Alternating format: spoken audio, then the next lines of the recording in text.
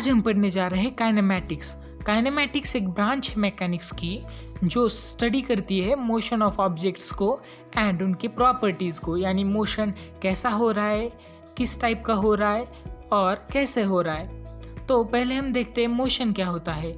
Time तो चलता ही रहता है, पर अगर उस टाइम में किसी ऑब्जेक्ट की अगर पोजीशन चेंज हो रही है तो हम उसे कहते हैं मोशन में है वो। तो यहाँ पे हम एक सिंपल एग्जांपल लेते हैं।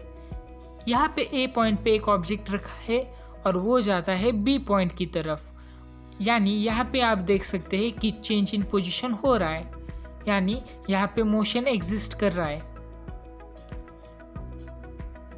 तो मोशन को अगर हम डीपली स्टडी करना चाहे तो हम अलग अलग टर्म्स का यूज़ करेंगे, जैसे distance, displacement, time, speed, velocity and acceleration. In term के सिवा हम मोशन को डीपली स्टडी नहीं कर सकते। इस ब्रह्मांड में कई सारी चीज़ें मोशन में होती है और उनके टाइप्स भी अलग अलग होते हैं। तो इस चैप्टर में हम कई टाइप्स को पढ़ेंगे यहाँ पे। तो पहला वाला टाइप है सिंपल हार्मोनिक मोशन, यानी SHM। आपने पेंडुलम तो देखा ही होगा कि उसका मूवमेंट कैसा होता है, वो कैसे मोशन करता है। तो हम उस टाइप को कहते हैं सिंपल हार्मोनिक मोशन, यानी SHM। अब आता है हमारा लीनियर मोशन, यानी वो मोशन जो एक स्ट्रेट लाइन में होता है। यानी यहाँ पे आप देख सकते हैं कि ये कार्ट ए से बी तक स्ट्रेट लाइन में मूव करती है, यानी ये एक लीनियर मोशन का टाइप है।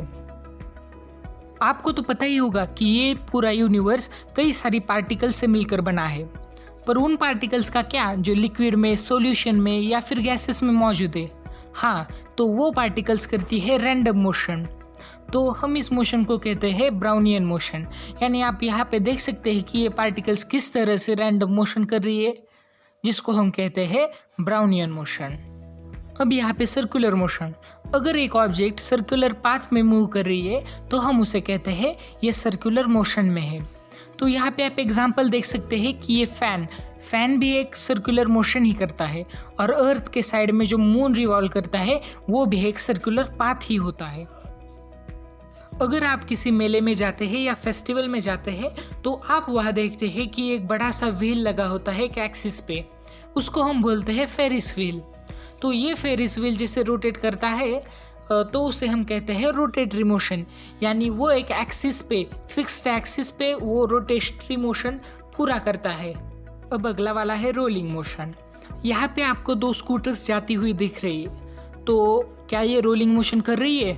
नहीं, ये दोनों रोलिंग मोशन नहीं कर रही है। पर अगर आप गौर से देखोगे तो आपको पता चलेगा कि ये जो व्हील्स है इसकी वो रोल कर रही है, यानी घूमते हुए वो आगे बढ़ रही है।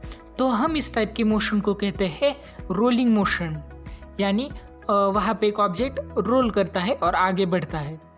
अब आप यहाँ पे देख सकते हैं कि ऑसिलेटरी मोशन। ऑसिलेटरी मोशन वो मोशन होता है जो टू एंड फ्रो मोशन करता है, यानी आगे पीछे ऐसे मूव करता है। यहाँ पे आप देख सकते हैं ये छोटी बच्ची जो स्विंग पे झूल रही है वो टू एंड फ्रो मोशन कर रही है। अब हम पढ़ने जा रहे हैं कि प्रोजेक्टाइल मोशन क्या होता है। प्रोजेक्टाइल मोशन वो मोशन होता है जब आप कोई गेंद हवा में उछालते हो तो आपको जो पाथ मिलता है वो प्रोजेक्टाइल पाथ होता है, और उस प्रोजेक्टाइल पाथ पे जो मोशन हमें दिखने को मिलता है तो हम उसे कहते हैं प्रोजेक्टाइल मोशन। ये मोशन हम काइनेमैटिक्स 2D में डीपली पढ़ेंगे। अभी तक जो हमने मोशंस पढ़े वो थे क्लासिकल मैकेनिक्स के, यानी इसमें समावेश होता है motion of cars, humans, object, machine, projectile motion and planetary motion का। तो ये हम पढ़ेंगे पूरे 11th में। तो आगे क्वांटम मैकेनिक्स, इसमें हम पढ़ते हैं मोशंस, उन छोटे छोटे एटम्स का, सब एटॉमिक पार्टिकल्स का हम मोशन पढ़ते हैं क्वांटम मैकेनिक्स में। ये हम पढ़ेंगे 12th में, जहाँ पे शुरुआत होता है मॉडर्न फिजिक्स। न्यूटन और यूलर जैसे महान साइंटिस्ट ने हमें लॉज ऑफ मोशन के बारे में अधिक जानकारी दी थी। असल में मोशन एक रिलेटिव कॉन्सेप्ट है, यानी अगर उसको समझना हो तो हमें फ्रेम ऑफ रेफरेंस की ज़रूरत पड़ती है। मोशन का एब्सोल्यूट वैल्यू हमें पता नहीं होता। तो यहाँ पे एक एग्जांपल लेते हैं। एक ट्रेन मूव कर रही है लेफ्ट साइड में, उस पर बैठे यूलर और न्यूटन साहब, और बाहर से आप देख रहे हो। तो ग्राउंड फ्रेम से आप पाओगे कि वो दोनों मूव कर रहे हैं लेफ़्ट डायरेक्शन में और ट्रेन भी मूव कर रही है लेफ़्ट डायरेक्शन में, तो आप बोलोगे दे आर मूविंग, यानी वो मूव कर रहे हैं लेफ़्ट डायरेक्शन में। अगर आप ट्रेन में बैठे हो तो आपको पता नहीं चलता कि ट्रेन मूव कर रही है, पर जब आप बाहर देखते हो तो आपको समझ आता है कि ट्रेन मूव कर रही है। ये क्यों होता है? क्योंकि मोशन एक रिलेटिव कॉन्सेप्ट है और फ्रेम ऑफ रेफरेंस जरूरी है। तो वैसे ही जैसे आपका नज़रिया होता है वैसे ही हमें ये दुनिया दिखने लगती है। तो आपका नज़रिया अच्छा होना चाहिए तो दुनिया अपने आप ही अच्छी दिखने लगेगी। जैसे आप अलग अलग फ्रेम ऑफ रेफरेंस से देखोगे तो आपको अलग अलग मोशन दिखाई देंगे। तो हम बोल सकते हैं कि फ्रेम ऑफ रेफरेंस एब्सोल्यूट नहीं होता, यानी इस यूनिवर्स में जितनी भी सारी थिंग्स होती है वो सारी मोशन में ही होती है, ऐसा हम कह सकते हैं। और एब्सोल्यूट मोशन और रेस्ट ये एक मीनिंगलेस क्वांटिटी है, यानी इसका कोई मतलब ही नहीं बनता।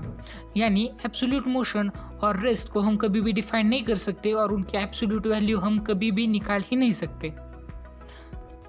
इस वीडियो को बनाने के लिए बहुत मेहनत लगी थी और 2 दिन का समय लगा था, इसलिए प्लीज़ आप इस वीडियो को लाइक कर दो और शेयर करना मत भूलिएगा।